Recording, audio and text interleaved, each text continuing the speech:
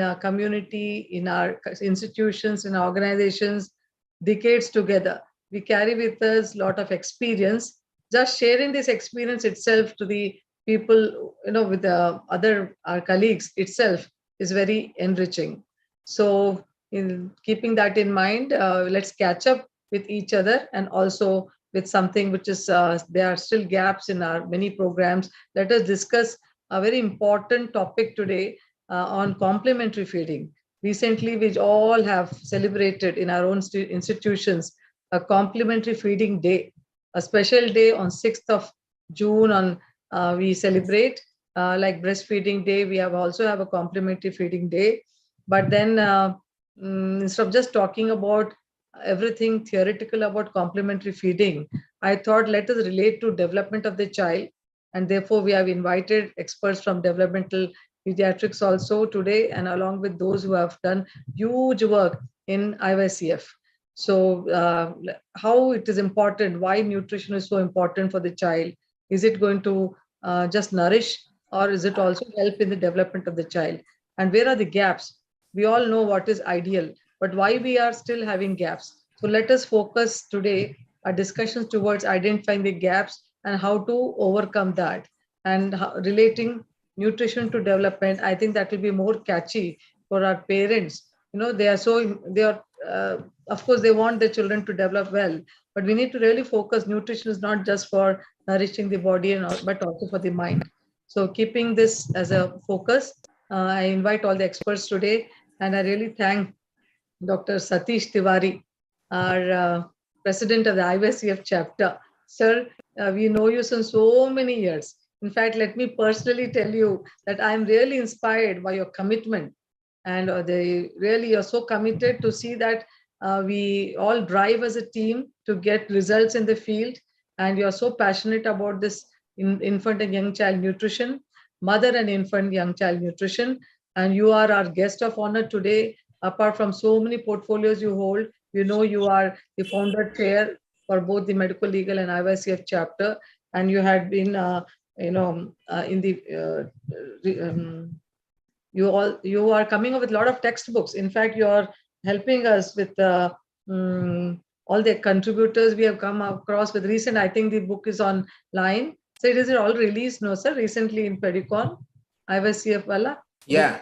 Yeah. And it includes adolescent nutrition also. Yeah. So it includes maternal, infant, and young child and adult. Yeah. So, sir is professor of pediatrics at Amravati, and founder president of the, as I mentioned, the medical legal chapter, and founder convener of the Human Milk Banking Association. And he's been a recipient of the Nirmala Kesari Oration, the Karnataka chapter, and number of awards to his credit. He's been editor to a number of textbooks, and especially focusing on medical legal and infant and young child nutrition. He's been the BPNI founder secretary of president of the BPNI Maharashtra in 406, and since then he's been working relentlessly in the field. So over to you, sir, and really thank you for coming over to this catch-up series. This is a series of IAPWW, but we all catch up with each other, and as I said, we discuss on certain community important issues, and especially identifying gaps and how to overcome in the field. Please bless this program with your few words. Thank you, Himabindu Madam, and thanks Women's Wing of IAP for giving this opportunity. As rightly said by Dr. Himabindu Madam, that the complementary feeding is very important, and there are lots of gaps which are preventing from attaining our statistics or goals of the infant and young child nutrition, including the prevention of malnutrition, which includes undernutrition as well as obesity. I think the problem lies at different level. All stakeholders, including pediatrician, obstetricians, the general practitioners, they all have to look into the matter and the gaps. Something very basic we have to understand. There may be a lot of discussion about the nutrition varying from state to state, from community to community, from country to country, and from various geographical distributions. But something we have to keep in mind, like the fruit juice may be important for the obese children or for the obese people, but fruit juice should be avoided in undernourished child. So this basic concept should be clear not only in the minds of the parents, but also in the minds of the pediatricians and the other stakeholders. We cannot say give fruit juice because they are healthy and nourishing. So we have to keep in mind a poor family or a family with low income group cannot afford money on the fruit juice unless and until she gives adequate calories and protein to her child. So like this, we have to know where we are erring so that the infant and young child nutrition, including the maternal and adolescent nutrition, can be improved. Another important issue, which as rightly said by Dr. Hima Bindu Madam, is now if we are attaching the nutrition with growth and development, it becomes important for the parents to understand. And that's why in the book which we have come out recently, and it was inaugurated or released during the Noida Pedicon, we have included special chapters on growth and development, the growth charts, and of course the monitoring of the growth and development. So I hope we all understand our responsibility, and I congratulate and compliment the women wing for taking this important topic for a panel discussion, and I wish all the best in their future endeavors also. Thank you. Thank you. Thank you, sir. Kindly stay on with us. You can Yes, I am give there. your comments here and there, and Yes, you have so much yes. of expertise. Thank Yes. you. Now I'd like to introduce a young, young, I should say, specialist, or they are so waiting for I mean, we all see our same faces again and again in many of the webinars and panel discussions all over. But I would like to give we have to really make young people come into and identify young potential. So the women's wing is identifying, and through its state branches, many people have joined who are the chairperson and conveners in their local state branches. So I would like to introduce a young face to you, Dr. Srimukhi. Srimukhi, kindly put your video on. Yes, ma'am. Yeah, she's from Andhra Pradesh. I belong to Andhra and I did my undergraduation there. So I have little deep connections with Andhra, and she is our convener of the IAP Women's Wing Andhra Pradesh chapter, state chapter. And she's very, very young, energetic, dynamic. She's done a fellowship in neonatology and also allergy and asthma. And she's a consultant pediatrician and neonatologist at Vignesh Fertility and Children's Hospital at Vijayawada. Yeah, right, Srimukhi? Yeah, Yes, so ma'am. welcome you. Thank you for that. And we give you an opportunity. Please moderate the session. We have big experts here, and I'll definitely be with you co-moderating. So I would like to Definitely, ma'am. introduce. Yeah. So introducing other specialists, Dr. Kanya, Dr. Kanya Madam, Kanya Mukhopadhyay. She is a professor. Madam, can we have your video on? She's a professor of neonatology, Department of Pediatrics at PGI Chandigarh. Thank you. We know you are so busy. All of us are actually going through exams and NMC inspections. And let us relax now. And we're all academicians, but let us share our experience now. Thank you, Kanyaji, for accepting to be with us. And she has number of awards to her credit. And she is very short CV. She has done so much work, but a very short CV.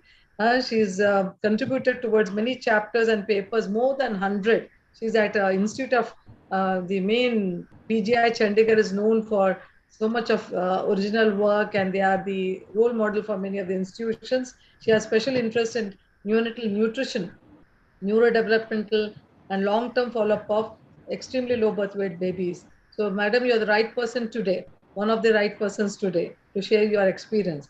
She was secretary of the IAP chapter of IAP in 2022-23, and she was the president of the Chandigarh chapter of IAP she is the president right now, 2022.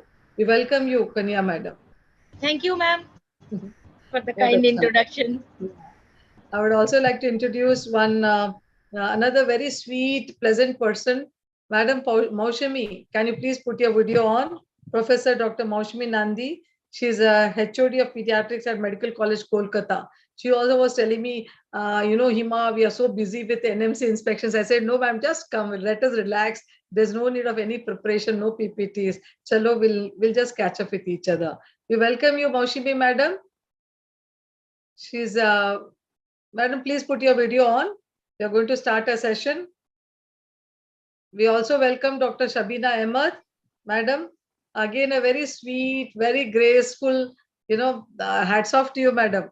You are so patient and just being around you is very, very soothing. And we all like you for that, the attitude you have, and you're always ready for any progressive work. And we all know her as a developmental pediatrician. She's presently the national chairperson of the Neurodevelopmental Pediatric Chapter of IAP. So she's heading the chapter of Neurodevelopmental Pediatrics of our own IAP. She was the past chairperson of the Growth Developmental and Behavior Chapter also. And she's the director of the Assam Autism Foundation.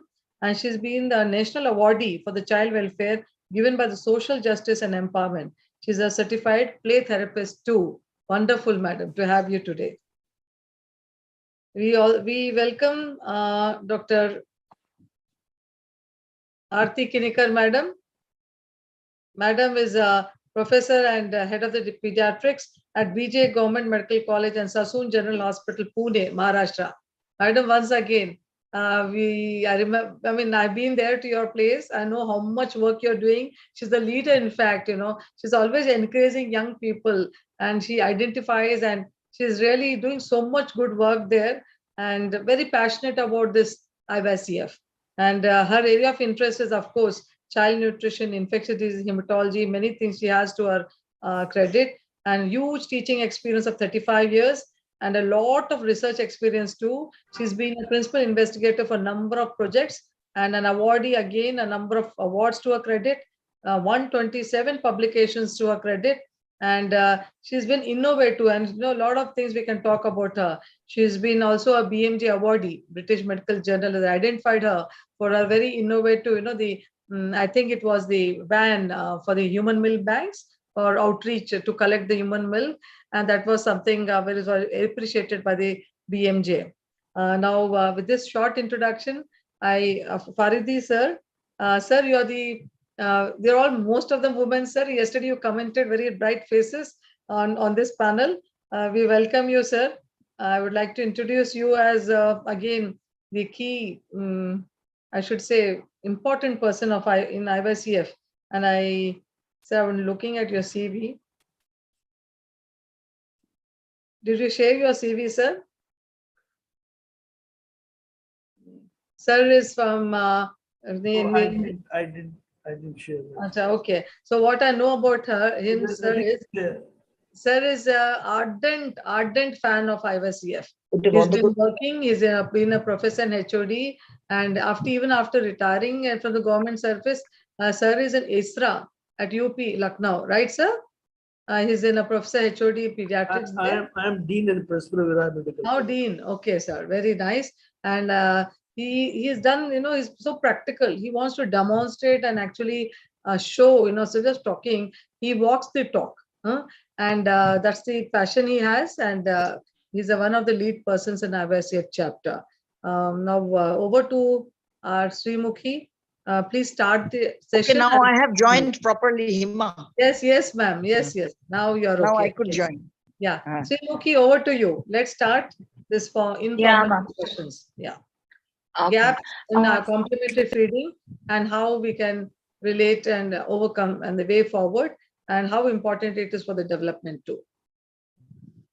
Good morning, everyone, to the dignitaries and Himabindu ma'am. Thank you for the nice introduction, ma'am. Ma'am, this topic is a very common problem which we see day to day in pediatric practice, and most of the questions asked by mothers. I think this session will help us to give them evidence-based response or answer to their questions. This session is about complementary feeding and child development gaps. I would like to introduce Dr. Himabindu ma'am, who is very well known. I think she doesn't need any introduction. She's additional DME principal Telangana, RMC for Telangana, and she's a professor of pediatrics in the Department of Neonatology and Pediatrics at Nilofer Hospital, Hyderabad. And she has held many positions in IAP, and she has many achievements and publications in her hand. So, hello. Yeah, you Ma'am? heard. Yes. Yeah, you can see me, right? Okay, ma'am. So today with this introduction, shall we start the program, Yes. ma'am? Please. Yes, okay, ma'am. So first we'll make it a question and answer session. So what are the gaps in the complementary feeding would be these are the few commonly asked questions, and let's discuss about that question, and let's hear the answers of experts. So first question is what is the ideal age to start complementary feeding? Dr. Aarti madam. Dr. Aarti ma'am. Thank you, all the panelists and Dr. Himabindu and our young lady, Srimukhi. So, thank you. The ideal age which we think that we should start complementary feeding after, of course, we have done exclusive breastfeeding for about 6 months, is to introduce it from 6 months onwards. And there are various factors which we will see it in the discussion subsequently. One of the things I wanted to highlight is when we were residents, we were told that 4 months is the time when complementary feeding would be initiated. And gradually it shifted over to 6 months as more and more research came up and found that 6 months is an ideal age. So complementary feeding start age could be taken from 6 months onwards. It's not like one fine day, baby 6 months and you start it. It is a plus minus 2-3 weeks here and there, because each baby is individually different, and the parents and the mother caretaker knows very well that when is the right time to start. So it can be spread out over a period of a week or so. Thank you. Madam Shabina madam, can you, because in terms of development, can you just relate, how can we say this is the time to start complementary feeding? Is it related to the developmental age of the child? Yeah, unmute, madam, please. Kindly unmute yourself. So developmentally, when the child is ready to chew, this is where you find that the child is now putting the fingers into his mouth and the toes into his mouth, and then you see the tongue movements.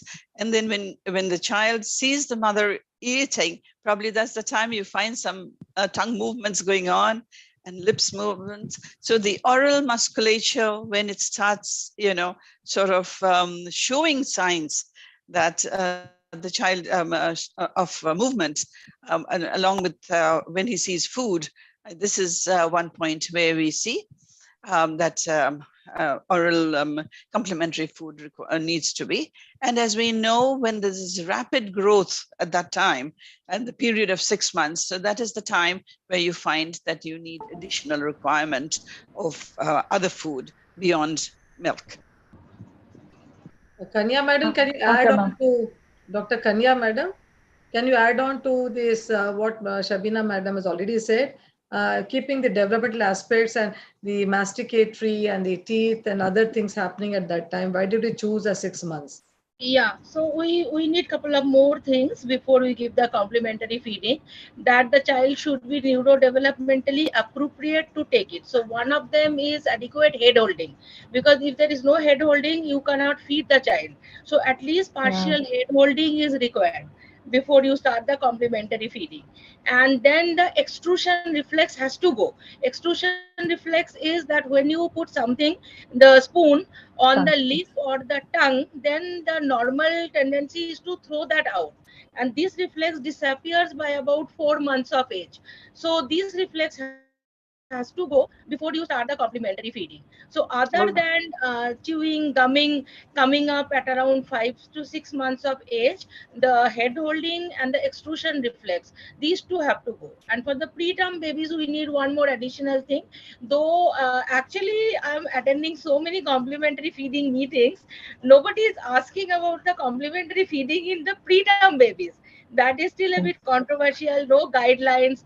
But I just and some actually we are involved in making some guidelines from ICMR about in the preterm babies the complementary feeding. I'll not go into those complications now, but for a preterm baby, like if the baby at least has to achieve about 4.5 kilos, because if you try to give it before that, then what happens? Baby is not able to take, so the adequate calories baby will not be getting if we are reducing the milk and trying to increase the semi-solids. Okay. any other comments Ma'am, from other experts? Dr. ma'am, Farid? ma'am, are there any specific developmental signs to look for in preterm baby to say that they're ready for weaning, ma'am? That's what I said, that this is a bit controversial issue, and we have not Okay, yet ma'am. reached any conclusion, because the many would say the corrected age of 6 months, but think Okay, about a ma'am. 28-weeker baby. So the Yes, ma'am. actual age becomes 9 months when you start the complementary feeding. So Yes, what ma'am. we are trying to decide, that probably above 34 weeks we can still stick on to this 6 months of age, but below Okay, that ma'am. we have to go by the corrected age, because Okay, ma'am. neurodevelopmentally child has to be ready, and the weight also has to increase up to about 4.5 kilo, and Okay, also ma'am. partial adulting has to come. Okay, ma'am. Yeah, Uh, so Okay, for a ma'am. Madam, Thank you, smaller ma'am. preterm, it is can I still speak? quite tricky. Can I But speak for to the the bigger preterms, like above 34 weeks, we can still sort of go by this chronological age of 6 months. with the permission of the Okay, ma'am. convener, Rema Bandhu and Srimukhi, I like Yes, ma'am. to I like to say a few words on this. What the Kanya has said, I was also a member of the subcommittee of the ICMR, and we're still working on it, and we're still not sure what is Sir, it. you are not My well audible. Speak loudly, sir. my You are submission not would well be audible. that in a forum like this, I think we should not dwell more on the age, because the message for should be across the country, and we follow the WHO guidelines, remains 180 days. So we stick to that. Although the Isfahan and other European countries, they still talk about 4 to 6 months. We will not do it like that. We still say it in 6 months, and we say 6 months completed. So there's no Yes. confusion as far as the guidelines are concerned. Yes. What about the preterm? Yes, I said I was also a member of that committee. We dwelt upon it for almost 2 years. Kanya was also there.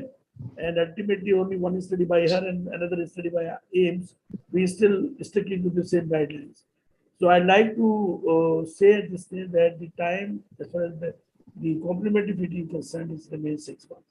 So because the message should be across and should be same. Although individual variations are there, very rightly said, all the points raised are very valid, but in general remains 6 months. Recently, I was in Kolkata. In fact, I met Dr. Wasmi also. It was a Government of India sponsored training for the capacity building of all the Northeast states. I'm sure Dr. Shamina must be knowing, and all the UTs of the country.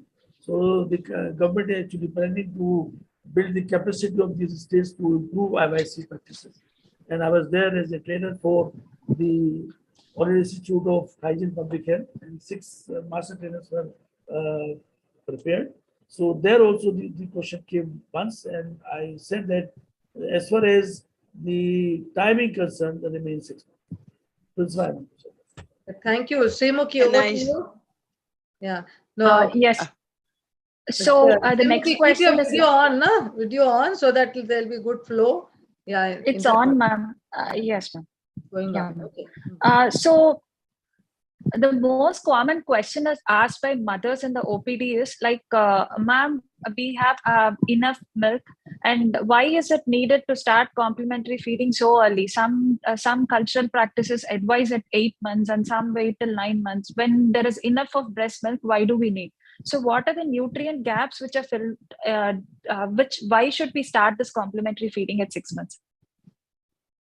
Dr. Faridi, you just mentioned Dr. Faridi, that we have to yeah. just click on, let us not discuss now that we have enough evidence at 6 months, but then we are saying the gaps are there, though we are all saying the guidelines are there, but we are actually discussing the gaps. We are saying there's early weaning or early starting Late, of complementary late. feeds or late. You're not supposed to use the word weaning, of course. That's So what I'm saying. early and late. Complementary. So This is a both is very, happening. again, this is a So- very good question, Srimuki, and fortunately, Yes. I'm reviewing the same right now. In fact, before that, I did that.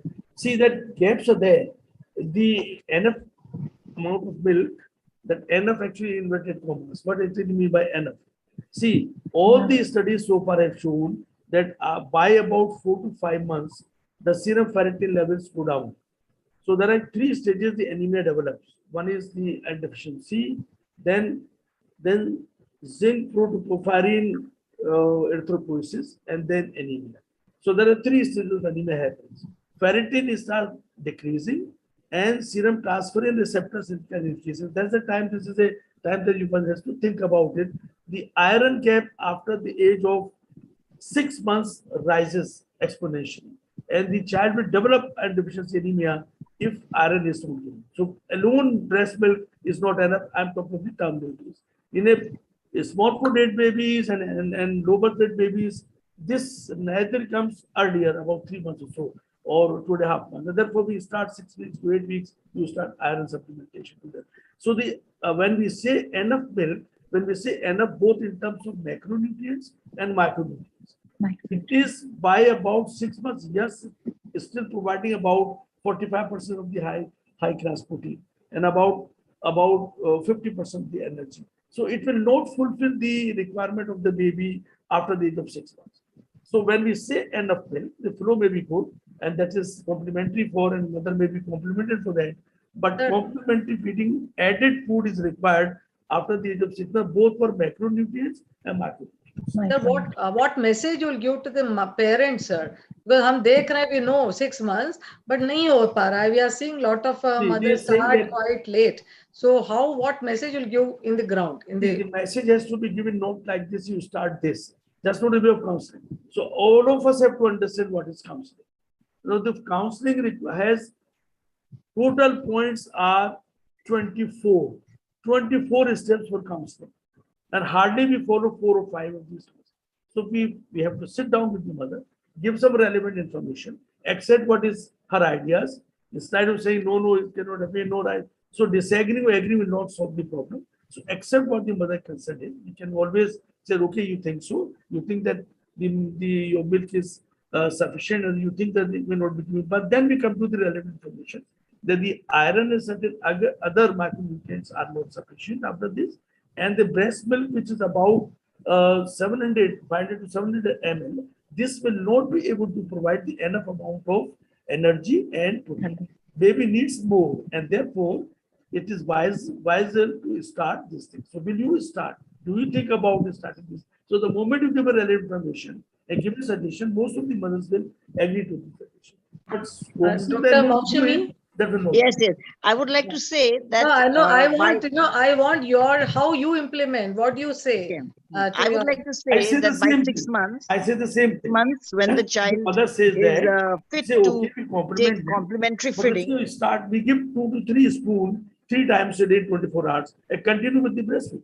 So this amount is able to provide by 7 or 8 months that they require, and then by that time baby also learn, because as the very rightly said, tongue movement for breastfeeding is different than the tongue movement for chewing. So that baby also learned by, and the gag reflex, which the Kanya was saying, the anterior 1/3, the gag reflex elicits, and after that it goes back. So by after 4 months, shifting back, by 1 year it is in the posterior parental bone. So therefore, the baby is now ready, and the message is to be given that this baby now requires, for optimum growth and development, baby requires extra food apart from the breast, and the breastfeeding must continue. So complementary feeding definition means breastfeeding as usual along with the semi-solid food with the family pot. And the complementary feeding also for formula fed babies, they also have to start the complementary feeding. Madam, Family the type 2 will not fulfill those requirements. thank you, Faridi sir. Maushumi madam, I would आप क्या like to बोलते just हैं? add, I would just like to add that by 6 months, when the child is ready to take complementary feeding, it should be prepared hygienically with semi-solid food to achieve the extra energy, extra protein, and also the micronutrients which Sir was saying, like iron. Otherwise, the child will develop anemia. The child will not gain appropriate weight, because extra energy we are giving through mashed food like semi-solid banana, semi-solid gruel type food which we are giving. And now the child is now getting ready with dentition and muscle which is becoming stronger to chew as well as swallow. So it's a gradual process which we should start by 6 months, and finally we will attain the full thing by 9 months. That is what I want to add, that extra energy we have to give, because the baby is also having several types of development, and also otherwise anemia will come up if we don't give this extra iron, extra micronutrients in Thank you, the Shabina ma'am. starch food. Yeah, thank you, Maushumi ji. Shabina madam, Yeah. just add one, then we'll proceed for further questions. Okay. Yes, this is regarding the head holding, and we weight complementary feed and head holding. I don't agree with that, because we know that the nutrients are very much required in a neurodevelopmental child. So now assisted head holding can always be, the head hold can be always assisted. This is one. Second is that we start off with semi-solid. We have to do this desensitization of sensory processing for the child. And it is not that we wait till the reflexes to go, till the head holding comes. That way we are missing the period of rapid development. And this is the most essential period. So what we have to keep in mind is, when we give the nutrition, is to see the most essential periods of development and introduction. So those, which helps in the neurodevelopment, and probably this should dictate us more than the physical components of it, of chewing, because it is we incite the child and we initiate the process, and then we have to think of the micronutrients that we provide.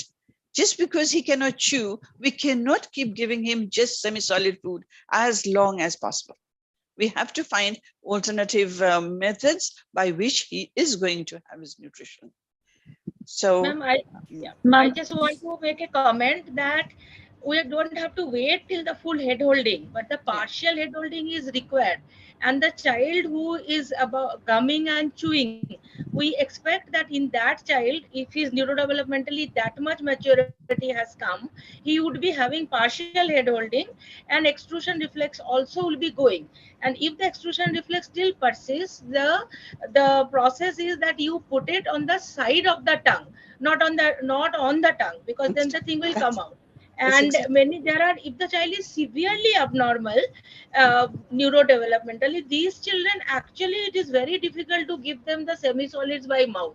In those cases, really the problem of weaning comes, because we'll end up giving them then the tube feeds for a very long period, and the consistency and all are, then you cannot give through the tube. So it is for a sort of a partially normal children. In normal babies, no problem. They would have head holding and extrusion reflex got. But the partially abnormal children, in them also we are going to start. Yeah. So let us focus on normal children. Over Yeah. to you, Dr. Srimukhi, for the next question, because we are stuck up with only 2 questions now. Yes, ma'am.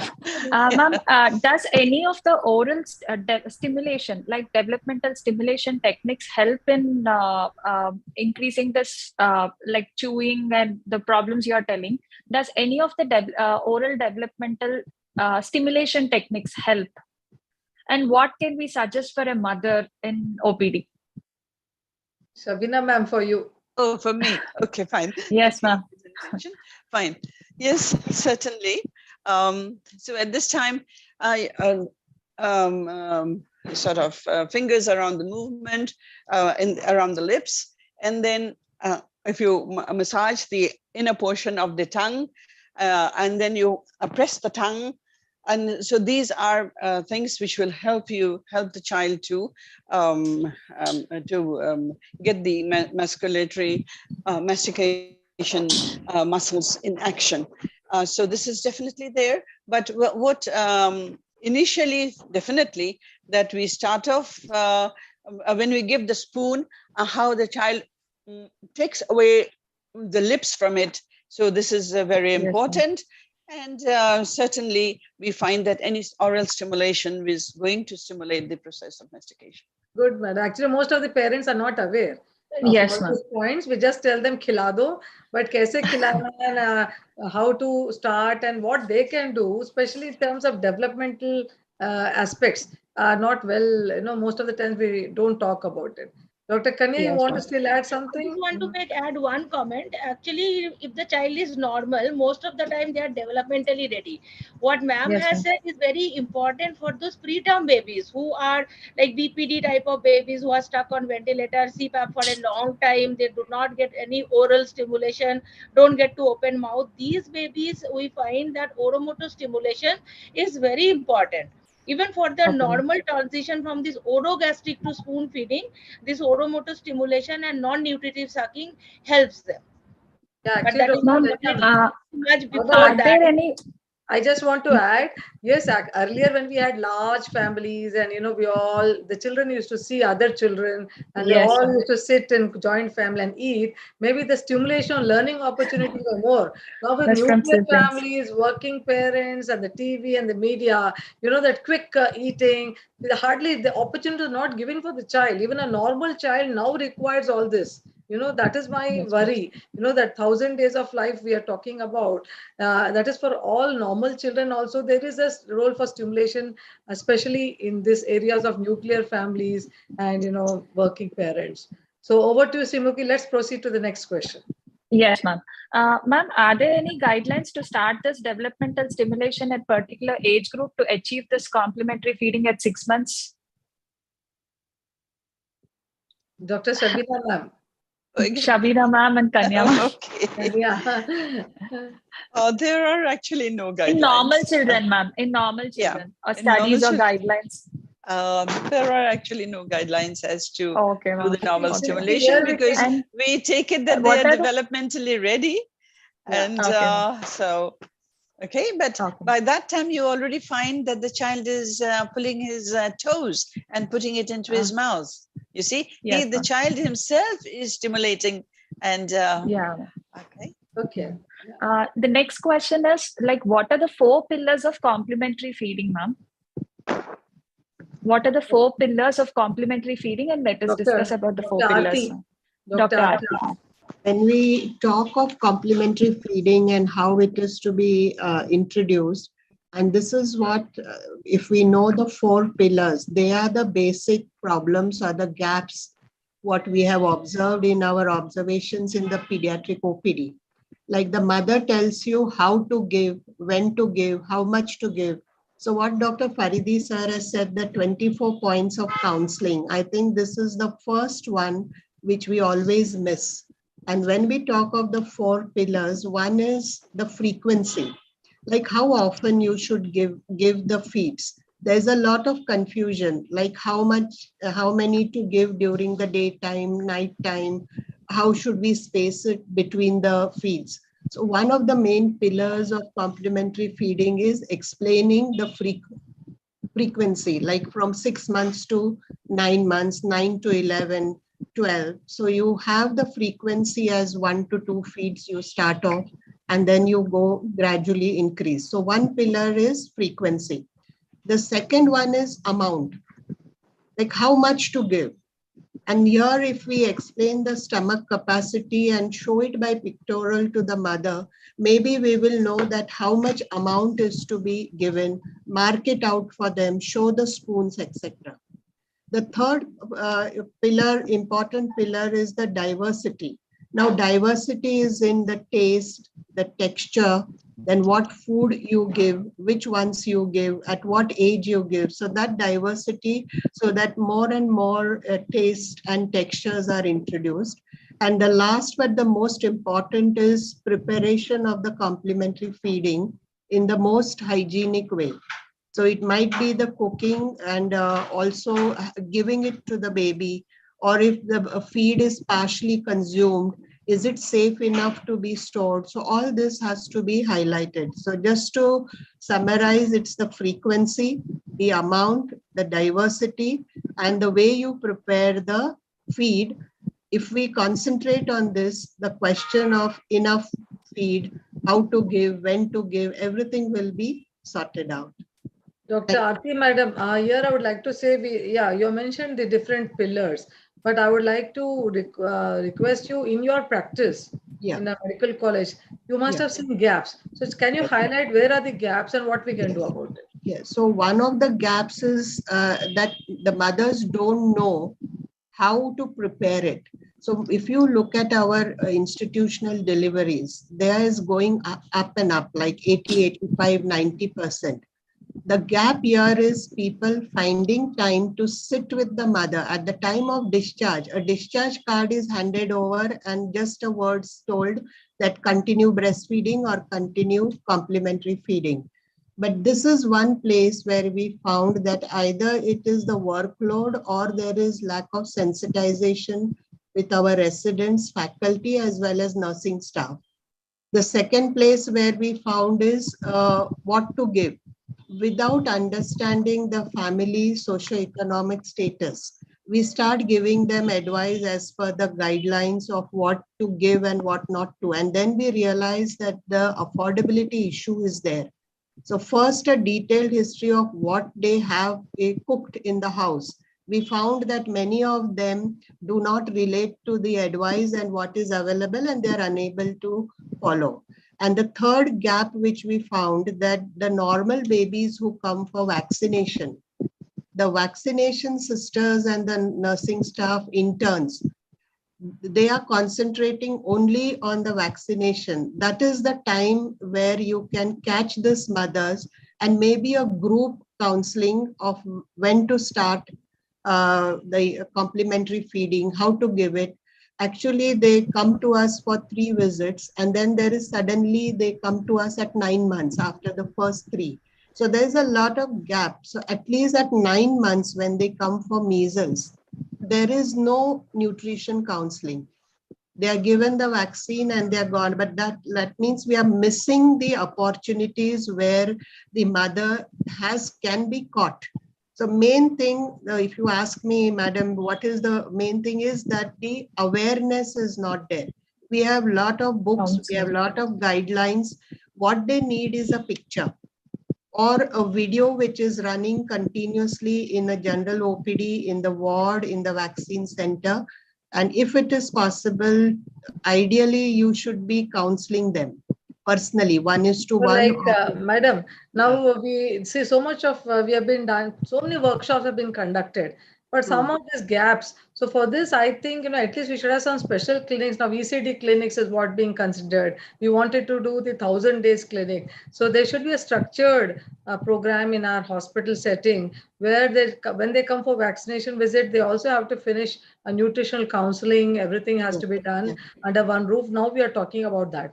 I hope that this type of contacts can cover these gaps, and all the healthcare providers should develop interest. So many of them, our own pediatricians feel is a very dry subject. They feel they are more interested in saving intensive care. The rush to do duties there. But talking about kela khilao, wo khilao, ye khilao, ye kyun itna glamorous nahi hai? How to make it interesting and glamorous, Dr. Kanya? Madam, just one thing to add. We have for very long started demonstrating. It is cooked in the OPD and the ward. So actually the mothers are watching what ingredients are taken, how you prepare it, and then the baby is fed in the OPD. So we used to have this in the OPD itself, but over a period of time, what has happened is mothers don't have that much time to sit and listen. They have many other things to do. So those who are interested, really, they are sitting, even feeding the baby. So we have introduced it in the OPD. Sister in charge will prepare it, actually demonstrate, and same thing is done in the ward. So it is small steps. Yeah. Madam Maushimi, madam, how will you handle these mothers who are always in a hurry and they want ready to cook meals? They don't have time. So we are all balancing, so many things we are doing. What are your tips for those women? Or maybe why we should say women or the parents, both men and women. Maushimi, ma'am, you're muted. In the nutritional rehabilitation ward, we have nursing staff as well as assistant, those who do the cooking as well and teach. And they have to have a lot of experience while with the mothers, and because sometimes they don't understand, and we have to explain to them that the thick food, energy rich, and not to give the thin gruel. We have to make it concentrated and appropriate with the child. So, introduction of seasonal fruits, introduction of khichuris, the porridge, that is very easy to do.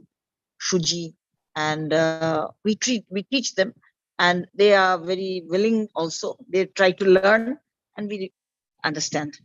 Madam, for the corporate sector, madam, this is for all government sector. We have some programs. I know all the burden falls on the woman. It is basically she who has to learn how to cook and all that. And what about the men? Can we actually we have counselor also? One counselor is there, that nutritionist. She teaches them and also does the follow-up. We have a counselor. My question is how to glamorize it, madam. Really I feel we should give up as a very important thing. Both men and women should ask the doctor कि मुझे क्या खिलाना है, and they just take the ready to use packets. I don't know to name them over the market, and then they think it's quite nutritious. It's there even in the well-to-do families. So ये well-to-do families के लिए बोलिए madam, how to tell them that home cooked food is also is actually more good. So how do we tell them and how do we impress upon them, Dr. Kanya? Did you find it difficult to convince? Actually, we should have some posters, colorful posters in the nutritional clinic, which will, while the mothers are sitting, they can watch them. We can also have some demonstration through the television. Some CDs. I think we should involve more of men, other pictures, glamorize it. That's what I was thinking. Over 30 years, 40 years, we have been talking about it. Still, there are gaps. So can you give us some innovative, out-of-the-box ideas how to cover these gaps in complementary feeding? Yes, Dr. Aarti, ma'am. And it has to be driven from the nurses. So in Sassoon, we have a staff nurse from NICU. And she has formed a WhatsApp group of all the babies who are discharged. They may be low birth weight preterm. And over the last 2 years, especially during the COVID time, she is in contact through WhatsApp group, and the mothers whose babies are doing well, in fact, they take over in her absence and they give their own experiences. And over last 5 years now, since we have been doing this, we found that the healthcare workers' burden about nutrition counseling and the monitoring and etc. and solving the problems. So all that thing is happening. Maybe others are doing it also. And then she calls them once a year as a get together to the hospital where all these issues are sorted out. So it is person driven with some inputs from the residents. We are always forgetting the residents. So the residents are now involved, like after the baby is discharged. For the next 6 months, at least, they have to be in contact with that family. So that attachment is there with that discharged baby, right from the neonatal wards or in the general ward. So these groups formation and the mothers being the guides or the mentors for the other mothers who are facing problem. And family-centered counseling is done. Husband has to be present at least for one WhatsApp group discussion. Or the mother-in-law, at least she makes sure that mother-in-law or the mother is involved and the husband, and they are told not to buy the fast food. So she puts in a lot of efforts and she's formed a team. So maybe that should work, but it's driven by the person interested in nutrition. Yeah. Actually, Shabnam the ma'am. nursing staff, I Yeah. would just like to add, nursing Next. staff of the FNCU follow-up clinic. She has a very vital role in taking this thing. In the SNCU follow-up clinic, where the sick babies come, after 6 months or 7 months, here the nursing staff should create awareness, because doctors will see the patients and all, and then she has to follow it up. Yeah, Madam Shabina first and then Faridi sir. Shabina ma'am, I All want right. to please give us some innovative ideas to cover this. Innovative ideas. Okay. So first thing which I would love to do is, give a chart according to the texture and structure of food. So how do we start? And what is the from semi-solid and medium wise, how do we do the structure and texture? So this will be the food introduction. Second is we give them some idea of the tongue movement. Initially, if it's only drinking milk, the tongue is going forward and backward, and then comes the rotatory movements, and then so ultimately all this is going to help in speech development.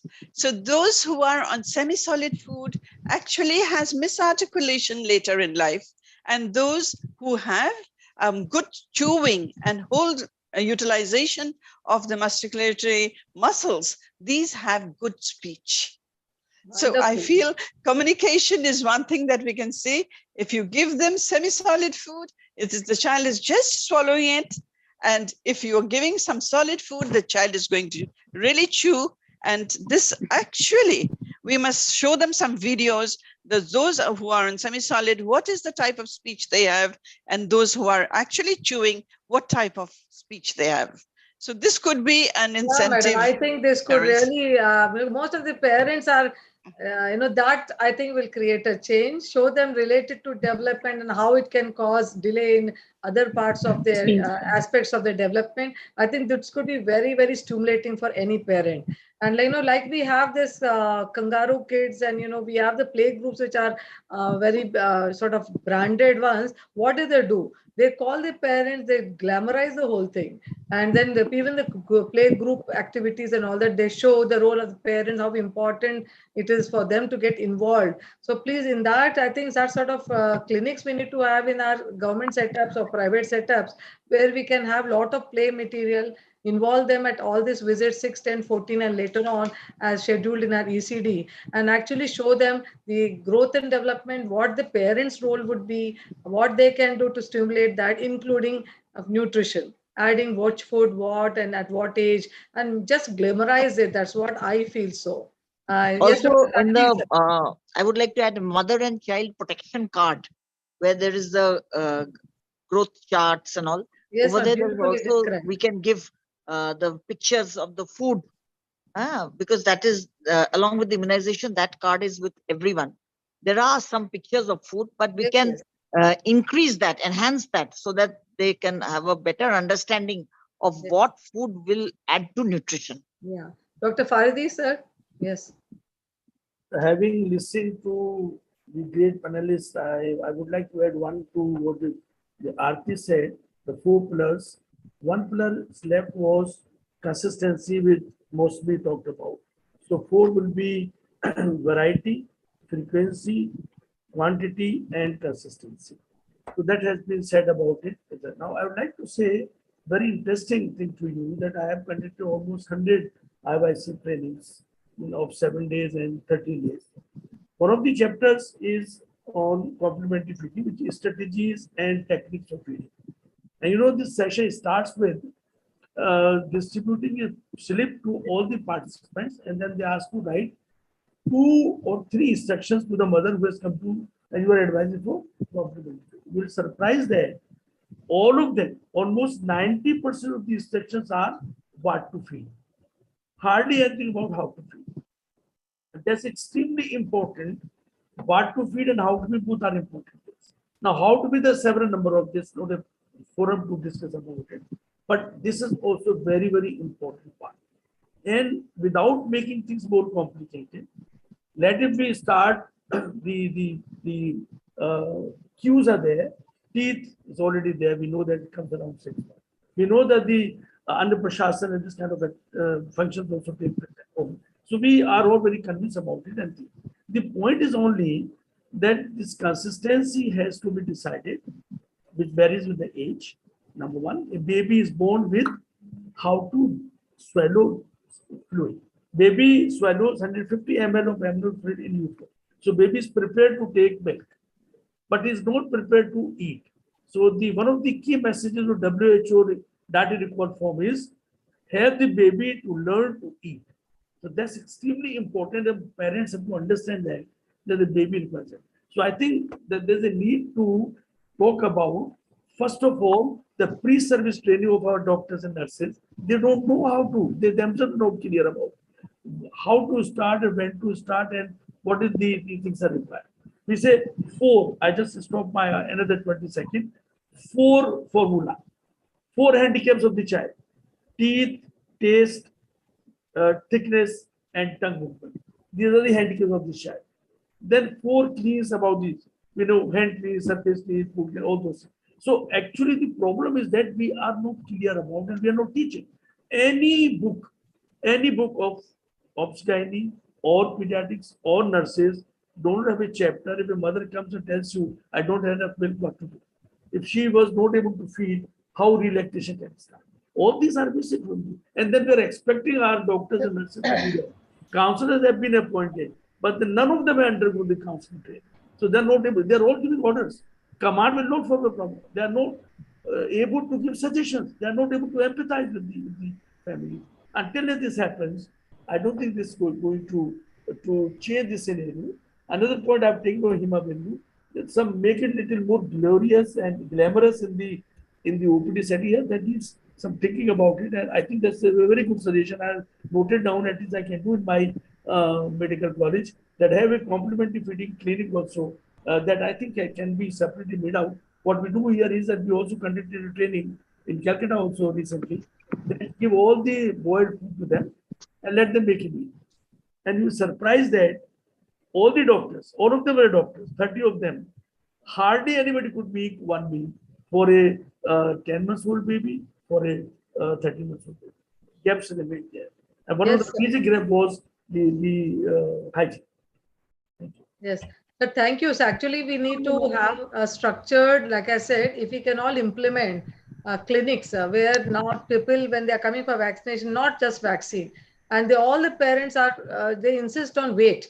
So weight to jarur dekhte hain. But बाद में height, length, head circumference and the speech, motor development, fine motor, इसके assessment अगर regular basis में हो, and we show then the role of the parents and stimulation and the environment around the child is developing, including food, textures, all that. When you involve both the parents, not just the mother and the family, involve the father also, that would really glamorize everything. And in fact, many of the parents, once they are not aware that how important it is, like what Dr. Shabina Mehmet just now, madam, has highlighted, how important it is for him also to develop good speech and later his own development to achieve those milestones, how important it is to give him finger foods and other things. So, most of the parents are not aware. So, but they're only worried that their child should be normal and should be intelligent and properly developed, and maybe better with better IQ. So ये तो then का focus होता है.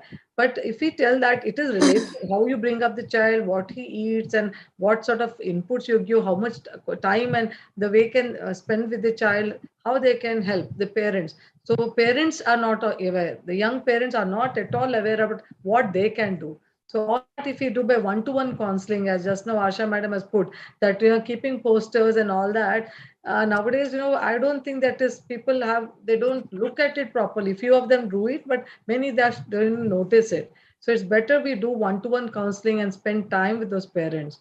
Kanya ma'am, you have one word, something to? Yeah, I just want to add one line that as a large number of postgraduates are coming out every 6 months in our country, so I think teaching them is very important. What we see, our post of the postgraduates, they don't know, they may be knowing the principles of it, but Yes. they don't know how to counsel the parents. Absolutely. So adding this in the curriculum is mandatory, and during their practical examination, also the skill should be tested, then how they are actually counseling the family. Absolutely. That is very important. They may be knowing this to be added, but then they don't know how to counsel. Yes, theoretical So aspects they are focus on good. that also. Sabina ma'am, one word from you, then we move to the next question. Okay. So now, regarding the history, and during history taking, all interns Lighter, lighter. we should impress on them that they have to take a history of what the feeding is going on. This is one. Second is the use of spoon feeding, finger feeding, and the child personal handling of the spoon is very important, because that talks about the hand-eye coordination. And so this it speaks of coordination. So these are the initial soft signs that we see in a child with neurodevelopmental problems. So I think we have to impress on the interns itself, from undergraduate itself, that we have to pay attention to this feeding, child feeding right from the beginning. Dr. Srimukhi, can you please give real the problems what you're facing, working parents, and what are the problems? Yeah, you can pose this Yes, to. Okay, ma'am. Ma'am, the next question is regarding what is baby-led weaning and what is parent-led weaning, and what are the advantages of baby-led weaning and cons of baby-led weaning also. Srimukhi, the word weaning itself, many of the IVCF experts. Yes, ma'am. Yes, ma'am. Okay, ma'am. Baby-led complementary feeding. Yes, ma'am. So baby-led and parent-led. Parent-led or responsive feeding, ma'am. Yeah. What is baby-led? Ma'am, there is a more hype of baby-led weaning on all the social media and everywhere, ma'am. There are many experts suggesting, I mean, they're labeling them as baby-led weaning experts and started many things. So that is why I'm asking you this question, because in OP, I find young parents asking me this question. What is baby-led feeding and what are the pros and cons with baby-led weaning? They are asking weaning? you. Yeah. Yes, ma'am. So what? Yes, okay. I think it's really this is Dr. Aarti, madam. You see, we are all from medical colleges, and she's a practitioner. She's a practitioner. Ma'am, I think this baby. I mean, this you asked us to suggest something for the co-parenting thing and for complementary feeding, ma'am. So I think starting some social media page or social media awareness campaign about this is also important from IAP Women's Wing. Maybe talking from an expert point of view makes more sense than there are many influencers targeting on this, ma'am. But I think this also helps in increasing the awareness, as you were asking, ma'am, what can we do for this complementary feeding? And you will take lead, Srimukhi, in that to open the page. Definitely, ma'am. Definitely, ma'am. So, yeah, I just wanted to add that the latest book, which was released at Noida on nutrition by our chapter, it has got an entire chapter on baby-led weaning. And there is a justification in the first para why the word weaning is carried on. Because it is used everywhere in the world. Though we all say so, the whole chapter includes the word weaning. So maybe it needs to be changed right from there. Otherwise, parents will keep on asking us. So that is the latest book which has come out with a chapter on it. Yeah. So I want to know myself from all the experts how to handle. There are gaps in implementation, the right principles with the working parents. So because of their workload or lack of time and not many supporting, not much of support in the family, they are dependent on caretakers. What are the problems this new age parents of this age are facing? Most of I'm really afraid in my own practice, I've seen girls either they are delaying having children too. They don't want to take commitments or responsibilities. They're afraid of parenting itself. That is one scare that is what is the recent things which are developing. On one end, we have heavy, those and medical college, we are seeing number of children, teenage mothers, and they are not aware of the right principles. On other side, we are seeing mothers who are delaying having children and not interested. They are very academic, very much career oriented, don't have time, and this also affects the growth and development of their children. So what are your tips? This is in covering the gaps of complementary feeding for this working parents. Can we start with Dr. Mausami, madam? Well, each one, maybe just a few, let 1 or 2 lines from each one of you. No, you asked me Working that parents, working parents, in the nuclear family. working parents, And the and nuclear family where the parents are working, no time, and the child is not is not learning from the other children, because there are less members in the family. So over here, there is help of the grandmother and the other senior members, if they can help. And I think so. Also, some teaching can be done from the nutritional follow-up clinic. yeah. Dr. Fardi, sir, for the working parents, we are seeing there's more incidents. Yes. They are more likely to use packaged foods, ready-made foods. They're more likely to force feed the child. They're more likely to, just keep them in front of the media and TV and feed them with distractions. So these are all, we say no, no, no to all this. We are all experts in the chapter. We say, ye sab nahi karna hai. But ye sab hota But hai. this is practiced. So how This you is- can help them, and in your practice, what tips you would give to these parents? Because they're stressed also, you know. First of all, let us make a distinction between a working woman or working parent. Almost all women are working, whether she is, but we incidentally call a woman working when she is bringing a fixed salary. What I say is how much time a mother is spending away from the child. That's very important. Whether she is a part-time worker or maybe she is working in a fixed salary point of view, so that they have career or they go to school, college, and all that. So first thing is how much time she is spending away from the child is important. That very rightly said, but the across the board, the problem of starting complementary is same. Even the people who cannot afford, they are giving formula milk, and they are also giving the commercial complementary foods are being given. That is commonly given there. So again, the point comes back to number one, the person who is advising inverted commerce counseling understands how to counsel. Her or his the idea should be very clear and very clear ideas about what is the required for a complementary feeding. That's one. Not just simply saying give dal ka pani or give a mashed potato or give a mashed banana. More than that is required. That's one. And the second thing is required is about the understanding the situation of the family and who is available at what time. They may be working different shifts, so both of them may not be meeting except on weekends. So we have to think about it, that what is the family situation, and then discuss about starting the company. And yes, they have to be told about, again, as I told you, saying don't do this will not solve. And number of things written in our sacred text, we are not following any of them. So they actually have to be given the relevant information at a relevant time. Very common these days that TV driven or mobile phone driven feed is being given. So that has to discuss with them that these are the things and how other things are available by which can be given. Keeping in mind the time constraint of the family.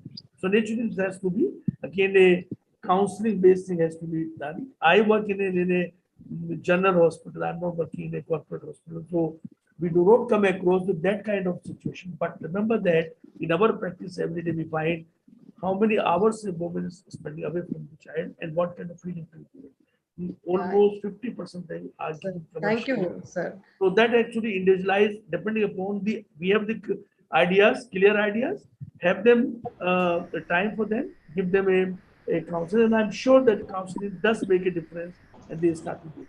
Yeah, here I would like to break a little bit of rule. I would like to request Dr. Asha Madam and Rakshmi Divedi to just state their experience on this, how to handle the working parents, and all must, even with our own daughter-in-laws and sons, maybe we are facing this, and some of us have become grannies and nannies.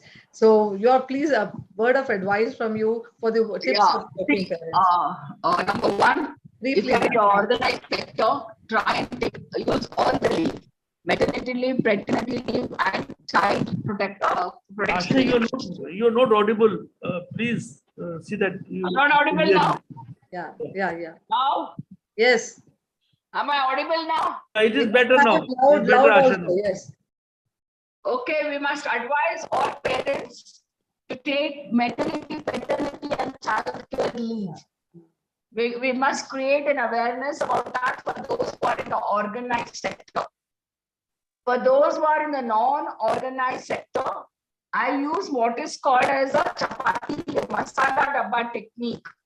You know, we have the masala dabba 7 bowels inside that. So you put all the food that the child has to be given at 9 a.m. ragi porridge in that, and then another container with boiled cold water. Then at 12 noon, rice, dal, vegetables. Then at 3 p.m. your fruit, and 6 p.m. something else for porridge, dal for ganji. And then the child is picked up from wherever the child came, or whoever is taking care of the child.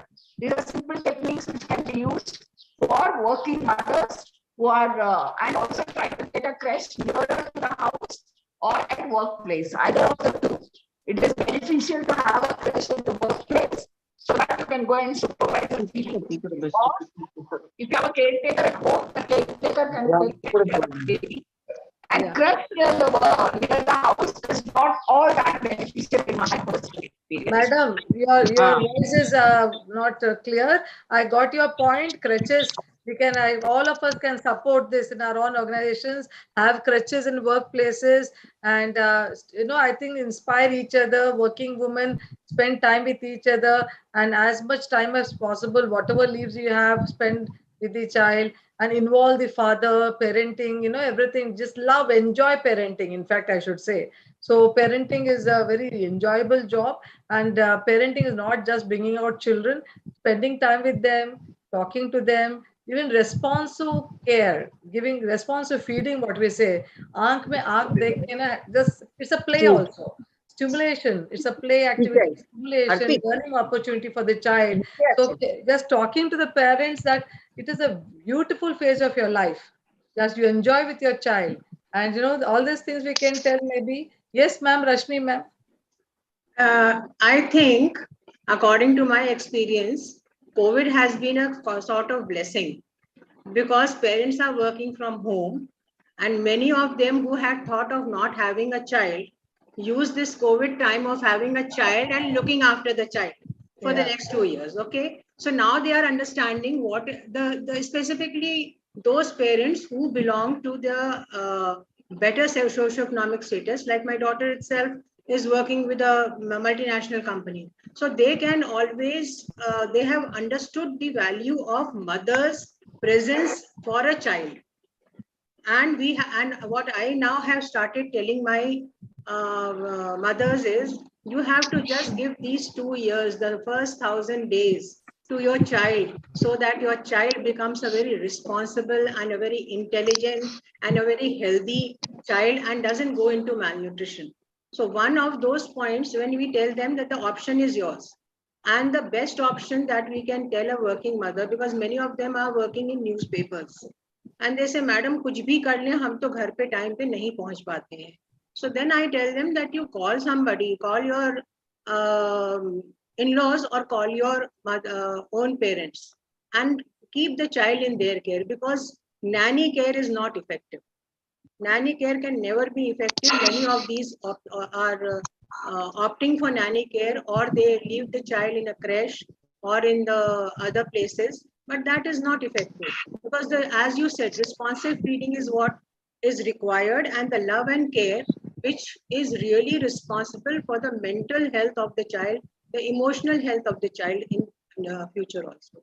So I believe nowadays people have started doing that, and then we are having examples like Kareena Kapoor and all these actresses who are showing off these things. We are taking care. We have taken a break from our careers, and we are taking care of our baby. I think that also stimulates this kind of a generation that yes, you have to do something. Even if you want to take leave without pay, you have to go for that, because it is your child. Nobody else can take care of your child. Absolutely, madam. No substitute can substitute the parents, and even for feeding aspects, because we know all the theoretical aspects, but when you see the ground, some of parents we are not able to do that. There are gaps both in the low socioeconomic status or even upper socioeconomic. तो वहाँ पे ये gaps fill करने के लिए we have to add emotion. We have to add that it is such crucial for you to spend time with your child, and even while feeding, you are spending time with your child.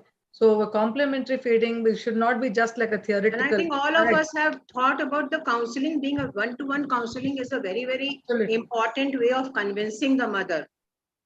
Yes, That is very important. Yeah. So over to you, Sri. Ma'am, one more thing is, I think co-parenting also should be advised in that one-to-one counseling. There's a strong requirement to educate about co-parenting and educate the role of father in changing the diapers and feeding the baby and helping the mother prepare the food. I think some I mean, same like Kareena Kapoor is doing, I think Saif Ali Khan cooking the video, making a baby food would be a better educational video. Yeah. To change the scenario. Yeah. Actually, it's they love to do it. Fathers, we need to give them opportunity. Yes, ma'am. And make it normalize. Making it normalize is very important, ma'am, because in the family there are other elder people who make comments on it or this. So normalizing that should also be very beneficial. The new generation should normalize. Dr. Yes, Shabina, ma'am. here, one more point from you, and then Shabina, madam. Yes. We came to co-parenting. Okay. So now regarding working parents. Regarding working parents. Can you please mute, madam? Yeah. Okay. Regarding advice to working parents, first thing which I feel is they must have an understanding of the minimal acceptable diet and the minimal diversity diet. Absolutely. And they must and with this understanding, they must do the food planning for the child. And the mother must be involved in the food planning. And now there are two ways. One is the mother has to leave early morning, so you might have the nanny there. So if the nanny is there, then in that case, during feeding time, it will be a good idea if the mother can view when feeding is going on. So she can do now, right now you can view right across the world what is going on. So the child can be viewed and the mother can keep talking to the child. And that is the time probably we should not have any other media interventions. It is talking. Most important is to talk and talk and talk during the food. Talk about the texture, talk about the color, talk about the smell, and that's the communication that you have to. And it can be done. The nanny has to be told strictly that she has to do that, and the mother can facilitate the process if it is possible. So this is one. And second, the grandparents. Now, when the grandparents come in, then the problem is always that they feed the child. So what is most important to stress at this point is that self-feeding. The most important is the child should bring the spoon to his mouth and nobody else should assist him, and finger to his mouth. So the encouragement of self-feeding is very, very important. And then how to drink water is very important. It is not through the sipper. Initially you start with sipper, but then you go up gradually to a glass, so that there is a lot of coordination is required. And particularly what I'm very happy is about when you drink from a glass, it is the swallowing that you do, the big gulp that you give, and that itself helps in the phonation of speech. So these are some of my suggestions. And wonderful, ma'am. Wonderful. I think we can use all these tips in our counseling to these parents. Aarti ma'am, you had something to say? Yeah, it's a little bit related to this. The mothers who are working, they came to meet me asking like how 6 months maternity leave was done. Since you all have come out with 1,000 days, can the maternity leave and parenting leave be extended? But part of it should be that officially you can work from home for that 1,000 days. So that is 2 years. It's not that they want leave, but they want an official document like 6 months that these are the reasons. Work on that, madam. Good. IYCF chapter, human milk banking, and also making it available that the milk that is expressed in the office timing be available to be stored. That's what we are doing in Sassoon. In the human milk bank, there's a separate refrigerator for the nursing staff. So they express the milk, keep it, and once the duty is over, they take it. We have given them vaccine carriers to carry it. So they want something from our chapter regarding the first 1,000 days. No leave, but facility to work from home. Madam, we can collaborate with Women's Wing also, and because Yes. we definitely advocate for this.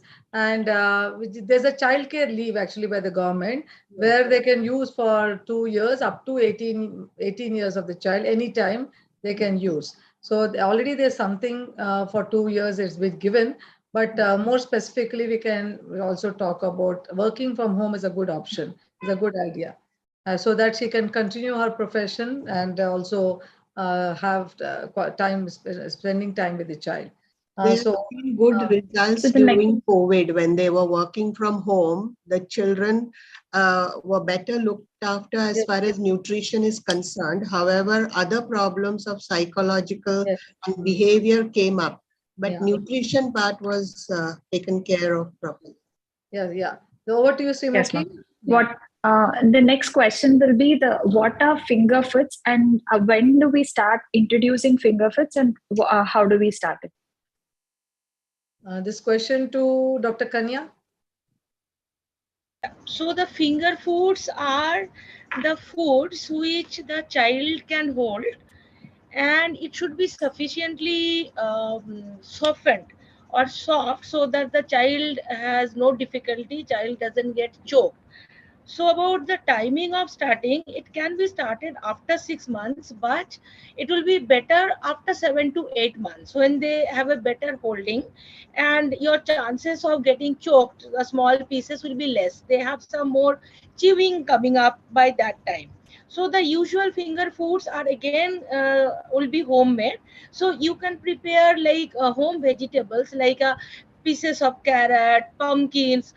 They have to be overcooked so that the child can chew them.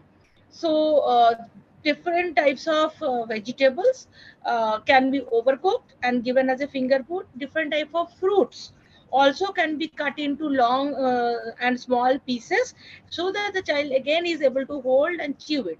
And you can have a different type of snacks, some biscuits, though biscuits is not a good complementary feeding, but to be used as a finger food it can be given, like those glucose biscuits, they melt very easily, so they are not that risky.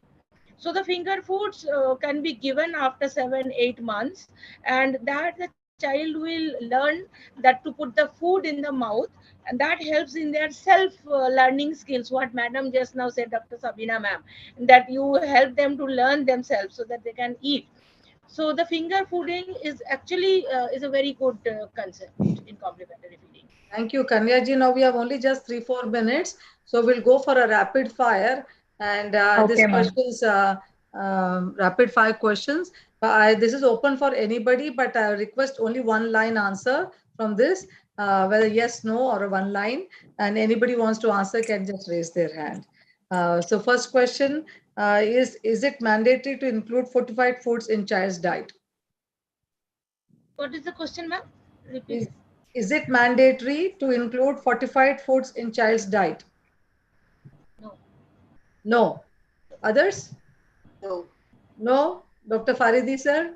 Supplements can be given, iron and this thing, but not Only supplements for the micronutrients and the calorie enriched, like you add some ghee oil while preparing it. Yeah, okay. So next question, iron and zinc should be Iron- included in vegetarian's child diet. Iron to be given for all children after 6 months, and to follow the INEP program for a girl throughout her life. A role of zinc. Zinc only for the preterm population, that is given for a longer time. For older children, routine supplementation is not required, except the child has severe malnutrition or has an illness or diarrheal episode when you give it for 2 weeks and having pneumonia in a malnourished child. Otherwise, routine supplementation. Routine supplementation like iron is not required for zinc. In fact, the all leafy vegetables which are rich in iron are also rich in zinc. So those food which are rich in iron and rich in other macronutrients should be given as such. Cow's milk can be started from 6 months of age. 6 months. No, Not at all. not up to 1 year. Most children are who are labeled picky eaters do not have appropriate growth. That's true. That's true. That's true. And in fact, the picky child actually happens because of all the wrong things which we are doing right from the beginning. One more thing I like to say here that even the sodium should also not be given. Salt should not be given up to the age of 1 year. And that's a very, very important point to be told to the parents how to do that. Because we say give from the family food, family pot. And she actually cooks it. So this has to be told to her that you first cook the food, take out the portion for the baby, and then add salt in it. And this is a difficult proposition, and to convince the woman to do that requires a lot of skills.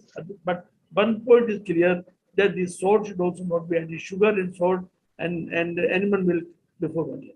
Thank you, sir. Selective eating can be a presentation of children with autism spectrum disorder. Yeah, could be. Finger food should be at least 2 inches long so that half the length is available for eating, other half to hold. True. Sure. Yeah. And that should actually start, I would say, Kanya, pincer movement comes at 9 months. So actually, that's the time when the child can hold. Otherwise, it will be difficult for the child to hold actually. So I think that's the time, 9 months or so, then we can do. So leafy vegetables should be added from 6 months onwards. We added right from the beginning, yes.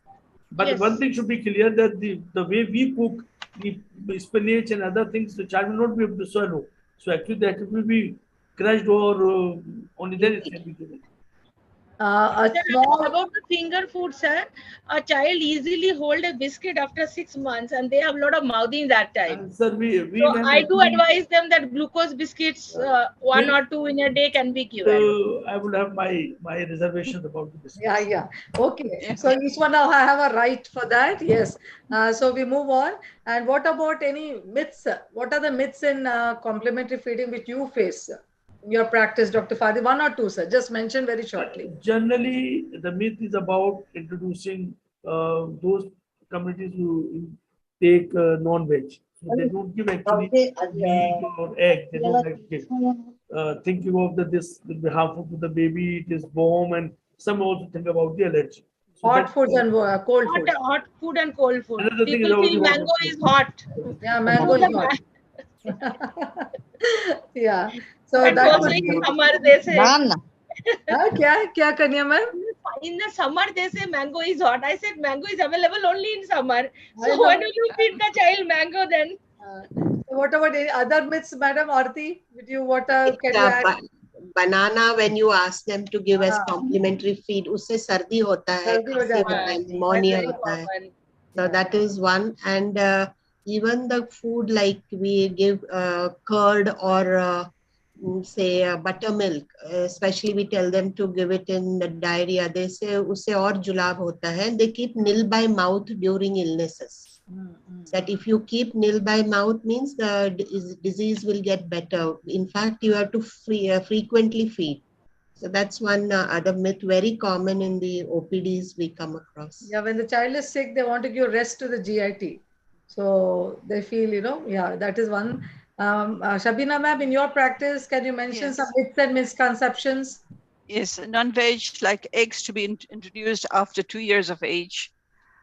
So it is very necessary that before 1 year, all the diverse foods must be given, because it has been seen that the allergenicity is reduced if you give below 1 year of age. And so this is, and second is one point we did not touch is the appropriate time of chewing is very important, because delay in chewing later actually prevents the child from chewing solid foods. So the appropriate time of chewing must be very important. It's a critical window. This is a critical window. Yeah. Maushimi ma'am, we are not able to see you. Can you please tell some myths and misconceptions which you had faced during your practice?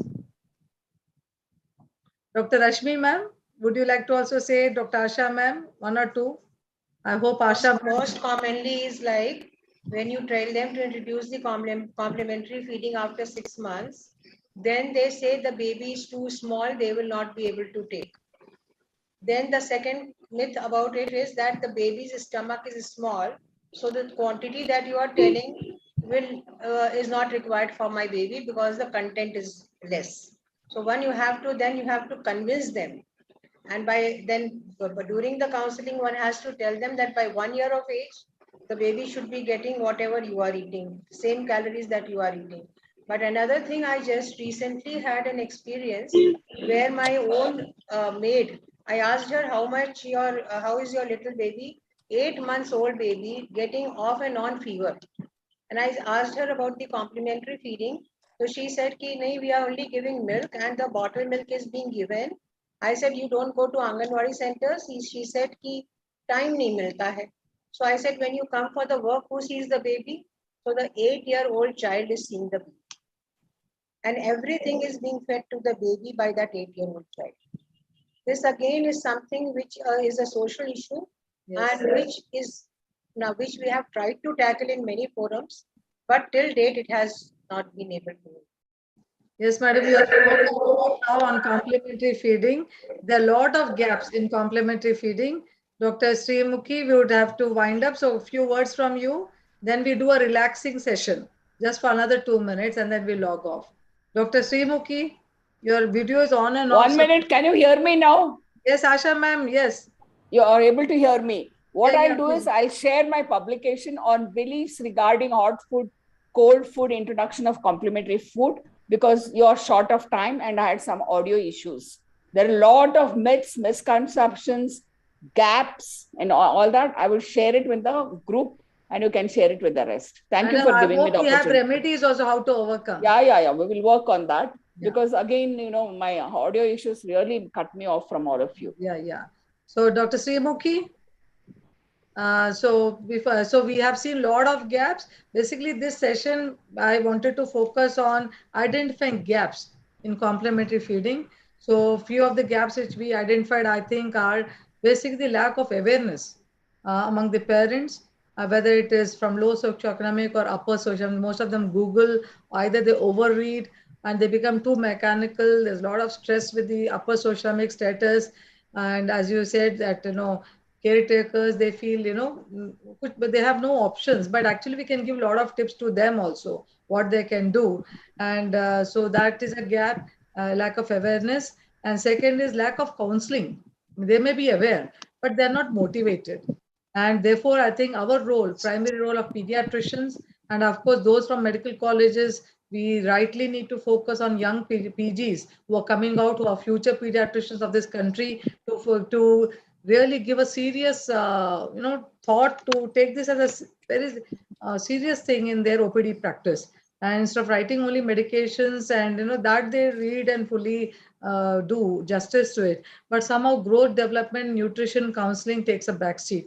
We have to really focus them during the trainings, that it is very important. The future pediatrics will be more of growth and development and mental issues, and maybe monitoring, having a well baby clinic, all that, 1,000 days. So what we are focusing, these are the real future, and a pediatrician should be doing. So we really have to inculcate them in the young minds in the training period itself. So these two gaps, lack of awareness, lack of motivation, lack of our from our end, the healthcare providers, not just the nurses. Let the pediatricians also take a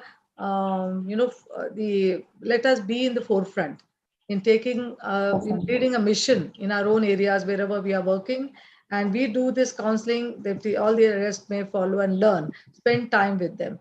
And we really have to impress upon our young parents that the first 1,000 days is very, very important. Please spend time with them and do not substitute with a caretaker. If at all it is necessary, there are other ways to do. So we have to discuss with them all these things. And the myths and misconceptions are also there. There are a lot of gaps. So we have to address these too. So with this, we need to relax. We need not stress our parents, let them enjoy parenting. So what are the tips, ma'am? Dr. Ashmi, ma'am, would you like to give how for these parents of 1,000 days, how to relax? We relax and make them relax. So I don't think any woman will be able to relax with the feeding and the rearing of a small child. because she has to do the housework also. She has to take care of the also. But then generally I tell them that seek one hobby or something which you like from your childhood days, which you are not doing nowadays. So just take that thing and bring it into your life. Spend 10-15 minutes on that particular thing that you like to do. Whether it is painting, whether it is stitching, whether it is singing. Even singing has come up as a very great hobby for most of the women. So me time, me time. Yeah, me time is very, very Kavita necessary. ma'am, tips for the relaxation of this working parents who are taking care of those young children. Young children, I would say that enjoy seeing the child's initiatives and in exploring the world. Yeah, yeah. Kanya ma'am, because we should not make it too much stressful also. You know, already they are feeling guilty. Many of the parents feel हम कर नहीं पा रहे हैं, तो उनको कैसे हम relax करा सकते हैं? Kanya, Dr. Kanya. So I would tell them that take in between. It is really hard for the mothers to look after the child. All of us know that it's not easy. So I would say that take more help from husband. Try to convince him to help you in the work. And Don't become a super mom. yeah, so take help and take also from the work in between some off, and spend time in your hobby, like what ma'am said, whatever she likes to do. So let her relax, also do some shopping if you like that. So like, relax in between, don't be too tense about the child. Some mothers are very hyper and difficult to Yes, yes. convince them. So I just tell them relax, take it Time के easy. हिसाब से ना 9 o'clock feeding, 11 o'clock feeding. We have Yeah, seen yeah, those kind some of are parents very like also. so I just say take it easy, don't be sort of, And they force feed, मारते हैं, बाप रे. Dr. Aarti ma'am, tips for relaxation. To do yoga while you are working. There are so many yoga sort of exercises while you are in the kitchen also. It's breathing exercises that will calm you down. So it's not necessary to go for a yoga class, but you could do while you are working, and that is a way of distraction, like kitchen yoga, maybe the balcony yoga. Or And the, ma'am, I think the very stressful thing for the mother is, for a working mother, that what their maids are doing at home with the child. That is, I think, very stressful. Especially you see all those videos in the news what that they have thrashed and did things like that, not fed the child properly. Those are actually very stressful. These days we have now CCTV, and ma'am has said, Dr. Sabina ma'am, that okay, you observe when she's feeding. If you have that facility, that is good. Otherwise, it is really stressful. Paridhi sir, tips for I relaxation. would just like to make, I've heard so many things about great mothers. I'm sure all of them are very valid. But I like to say, just say that we are preparing for the future generation. I think there's a need to tell the mother that treat both of them equally, both boy and girl. Equally means not in terms of Gender. but give them an idea that this is what is happening at home. That the mother will say to the girl child to take the utensils or all those things. Chute bartan leke maar rakho. They seldom tell to the boy. So I think we have to inculcate in them that tomorrow both will be working. So you should also be equally helping them. It will actually come from the beginning. We don't actually train them, but we expect them to work. As you say, father should also involve.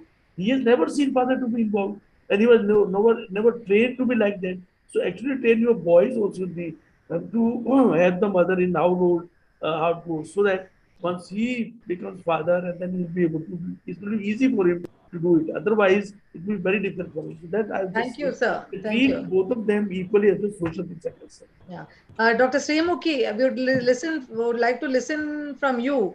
What are your tips for parenting? Parenting 1,000 days. Srimukhi? Yeah. She's. I think we should wind up now. Yeah, sir. It's time to wind up. So really thankful to all of you, Dr. Sangeeta Lodha from the women's wing. She just joined and she must be busy now. Anyway, we had a very fruitful discussions and we had discussed about the gaps and how to overcome. Hope we implement all this in day-to-day practice. And few takeaway messages which I got from this discussion is that we should really advocate for 1,000 days leave or some time of maybe special, some provision should be given for the parents to take care of 1,000 days working from home or some alternatives like that. And of course, address them, have special clinics for make it more glamorous or really in a structured way. We do all this counseling in our day-to-day work, and just don't leave on the nurses. Let's all train our pediatricians, young pediatricians also, because what the doctor says they believe. Then still we have that in the community. Yeah, Anganwadi, Asha, nurses, whatever they say, you know what, it may not create that impact, but if a doctor says, it will create a great impact. So let us take lead, and then we shall do it. Thank you so much. Have a relaxing Sunday. And over to Dipen. Thank you so much, Dipen, for the platform. Thank you. Thank you Thank very you, much. All the everyone. Thank viewers. you. Thank Yeah, you. thank all the viewers Thank who you. watched Very this. nice Yeah, hi session. Rashmi, Arti, Kanya, Thank Lunch you. time Madam, now. Yeah, yeah. Madam, the recording link will be Lunchtime. available to you, for you can share that in your local groups, because some of the discussions were quite new and some new points had come up. Thank you. Thank you Thank so you. much. Thank you. you. It's Thank been you. great being with all of you. Yes, Yeah. madam. Thank each one of you. Okay. Okay. Bye-bye. Bye-bye. Bye-bye. Bye-bye. Bye-bye.